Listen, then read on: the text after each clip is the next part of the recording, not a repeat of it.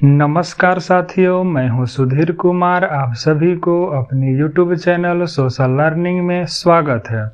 दोस्तों, आज हम बात करने वाले हैं पर्यावरण से कुछ संबंधित। दोस्तों, पर्यावरण के लिए पेड़ पौधा बहुत जरूरी है। दोस्तों, यदि पेड़ पौधे नहीं रहेंगे तो हमारी जो जीवन है वह अस्त व्यस्त हो जाएगी, क्योंकि पेड़ पौधे से ही हमें ऑक्सीजन मिलती है और उसी ऑक्सीजन की सहायता से हम लोग सांस ले पाते हैं। दोस्तों, पेड़ पौधे पर्यावरण के लिए बहुत ही आवश्यक है। दोस्तों, यदि पेड़ों की कटाई अत्यधिक मात्रा में होगी तो निश्चित है कि हमारा पर्यावरण असंतुलित हो सकता है। दोस्तों, और इसके कारण बहुत सारे हमें समस्याओं को देखना पड़ेगा। इसी तरह की एक घटना कुछ वर्ष पहले हमारे देश में हुई थी। दोस्तों, यह घटना वर्तमान में उत्तराखंड से संबंधित है, जो उस वक्त उत्तर प्रदेश का ही एक हिस्सा हुआ करता था।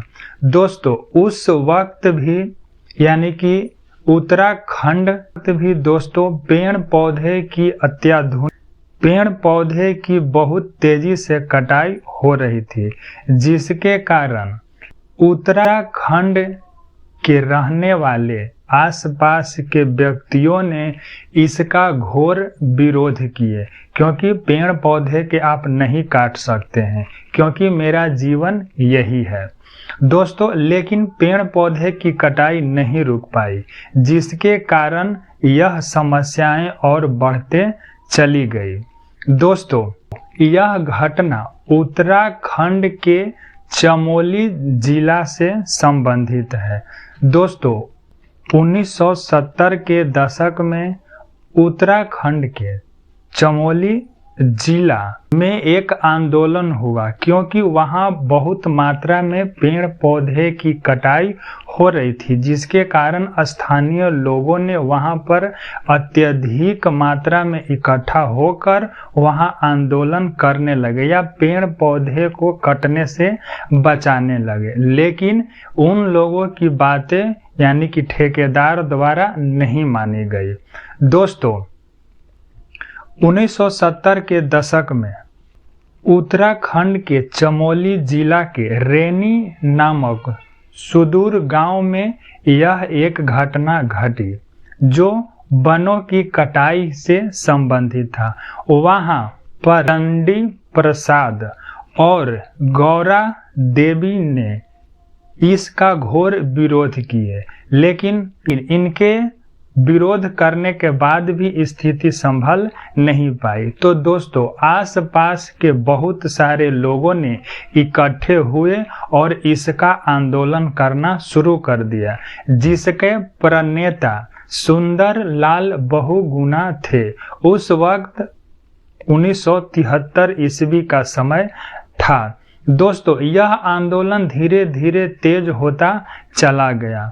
दोस्तों, इस आंदोलन में महिलाएं भी चढ़ बढ़ कर हिस्सा लेने लगी। दोस्तों, इस आंदोलन में केवल पेड़ पौधे की कटाई को रोकना था। दोस्तों, महिलाओं ने पेड़ पौधे को गले से लगाकर खड़े हो जाते थे और उस पेड़ से चिपक जाते थे, और इसलिए ही इस आंदोलन को चिपको आंदोलन कहा जाता था। दोस्तों, उस क्षेत्र की महिलाएं भी इस आंदोलन में अत्यधिक मात्रा में हिस्सा लेना शुरू कर दिए, और इन महिलाओं का नारा था कि पहले मुझे काटो, उसके बाद पेड़ पौधों को काटना।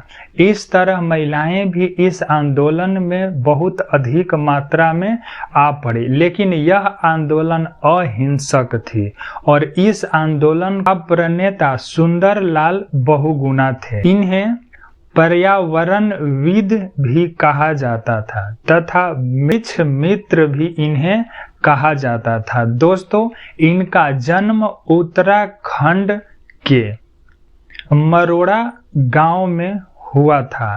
दोस्तों, इनका जन्म उत्तराखंड के मरोड़ा गांव में 9 जनवरी 1927 ईस्वी को हुआ था।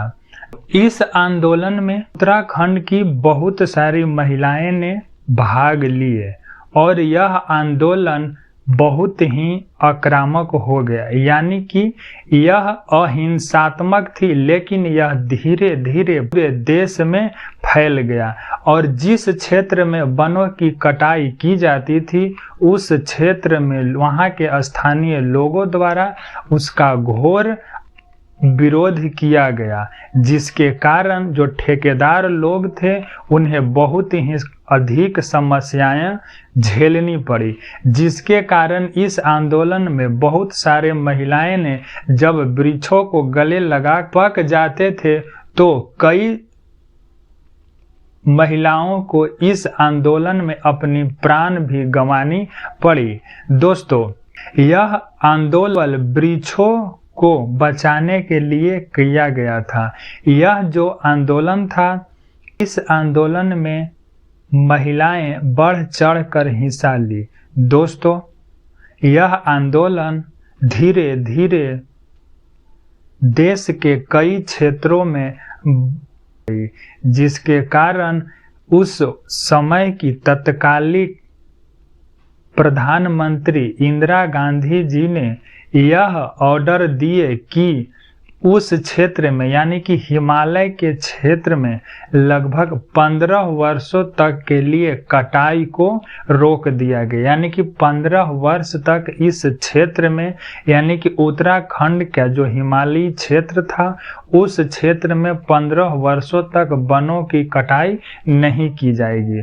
दोस्तों, धीरे धीरे जब सरकार द्वारा इस तरह की आदेश दी गई तो फिर धीरे धीरे यह आंदोलन यानी कि घटता चला गया। उस वक्त के समय धीरे धीरे 1980 ईस्वी के आसपास पहुंच चुके थे, यानी कि 1980 के दशक आते आते यह आंदोलन धीरे धीरे कमजोर होता चला गया।